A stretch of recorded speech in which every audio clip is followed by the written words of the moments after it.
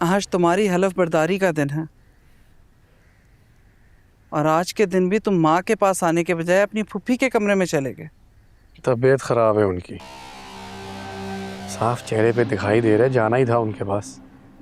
नहीं बादशाह, तुम हमेशा से यही करते हो। तुम हमेशा अपनी फूफी को अपनी माँ पे तरजीह देते हो। आज के दिन, जिस दिन तुम्हें पहले अपनी माँ के पास आके दुआएं लेनी चाहिए थी, तुमने अपनी फूफी को चुना, उस खुर्शीद को। तुम्हें अपनी माँ के जज्बात और इज्जत का कोई ख्याल नहीं। बात अहमियत की नहीं है, जरूरत की है। और आज उनको हमारी सबसे ज्यादा जरूरत है। उनकी शक्ल पे नजर आ रहा है दुख, जो शायद आपको कभी नजर ही ना आए।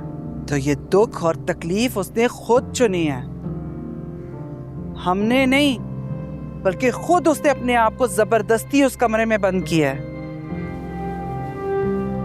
आपको पता है मसला क्या है सबसे बड़ा? कि आपने इस घर की रवायात, असूल और अपनी अना को हर चीज से ऊपर रखा।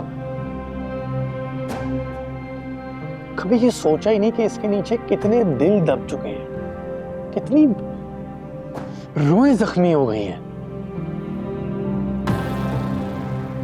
एक लम्हे के लिए अगर आप अपनी अना को एक तरफ करके देखें और समझने की कोशिश करें ना अम्मा पापा को, तो शायद आपको भी उनका दुख नजर आए। जो बगावत इस हवेली की रवायात के आड़े आती है, उसे इसी तरह कुचल दिया जाता है।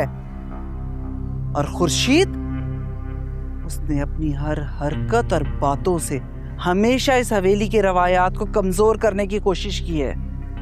अम्मा, अगर हमने अपनी इन रवायात को इंसानों के सुकून और खुशियों से और ज्यादा इंपॉर्टेंस दी ना,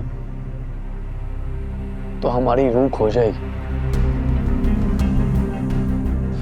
इसीलिए मैं आपसे दरख्वास्त कर रहा हूँ कि एक लम्हे के लिए, सिर्फ एक लम्हे के लिए, ये रवायात के पर्दे से बाहर आके दुनिया को देखने की कोशिश करें। शायद आपको भी सुकून मिले और सच्चाई नजर आए।